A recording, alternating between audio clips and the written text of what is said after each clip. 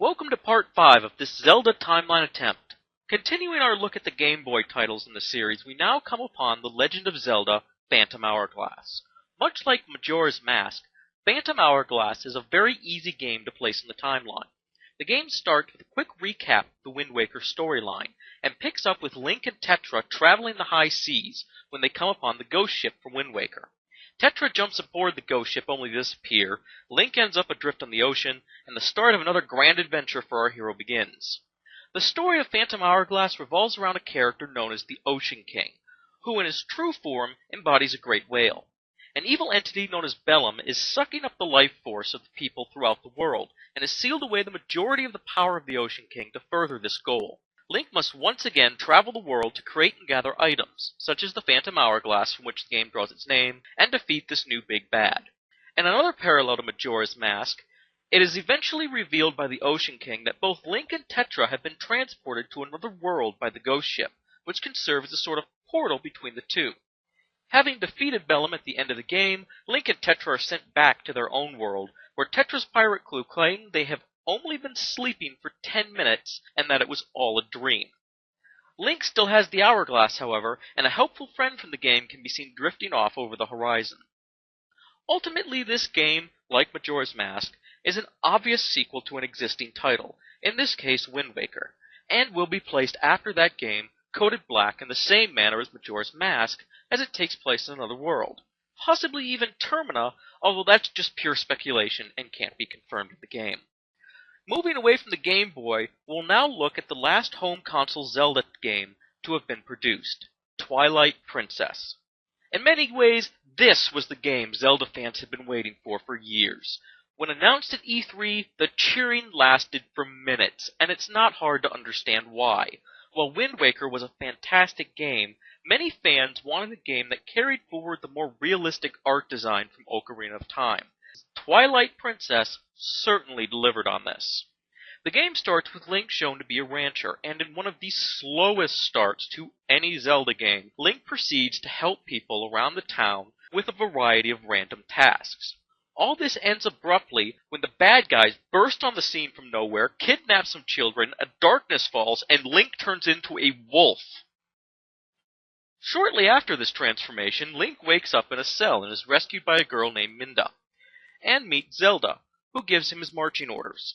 It seems that a new evil has arisen in Hyrule by the name of Zant, the current ruler of the Twilight realm, and he is attempting to conquer Hyrule by absorbing it into the Twilight.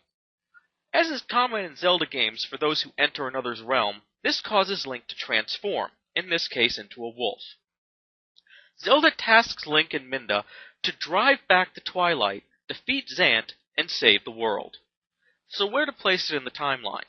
While not appearing until late in the game, Ganondorf is in this game, and proves to be a driving force behind the current state of the world. A flashback shows that he had been sentenced to death for his crimes, and as the sword that would end his life was plunged in, somehow he gained control of the Triforce of Power, in what was called a divine prank. Surviving the blow and killing some of his captors, the remainder managed to seal him in the Twilight realm. Also present in the game is the Master Sword. This time around it's found in the ruins of the Temple of Time in a forest grove. It appears the original temple has been abandoned for some time, possibly also along with the original Castle Hyrule and Castle Town. Indeed, scaffolding on top of Hyrule Castle suggests that Hyrule Castle in this game is still in the process of being constructed. With Ganon present in the game, we know it takes place after Ocarina of Time. The question then becomes, in which branch of the timeline does it take place? Attempting to place it in the adult timeline has several problems.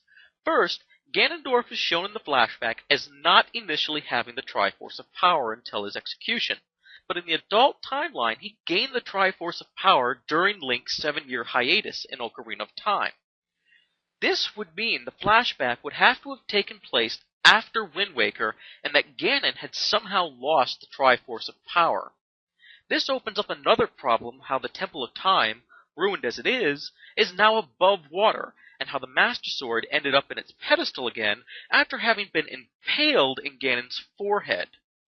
The final nail on the coffin is that the Zora have evolved in the adult timeline to be avian in nature, whereas in Twilight Princess, they're shown to still be aquatic, as in Ocarina of Time. These problems essentially rule out the adult timeline as Twilight Princess's placement, and there is no point in it where the game could be placed and make any sense whatsoever, no matter how much duct tape you used. In the Young Link timeline, things make much more sense.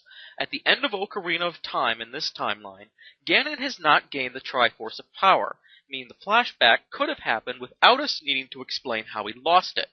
Also, a mere passage of time and neglect could explain the Temple of Time being in ruins, and not an act of God to bring it above water.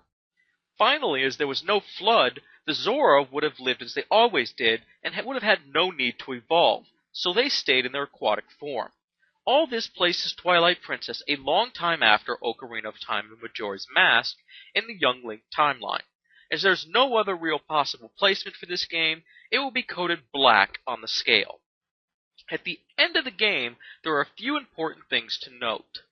First is that Midna returns to the Twilight Realm after ensuring that the portal between the worlds, known as the Mirror of Twilight, is shattered. Second is that Ganondorf at the end of the game loses the Triforce of Power as mysteriously as he gained it, and then dies, still standing with a sword through his chest. The Master Sword is then returned to the Forest Grove, and Link rides off into the sunset. In the next video, we'll look at the games that started it all.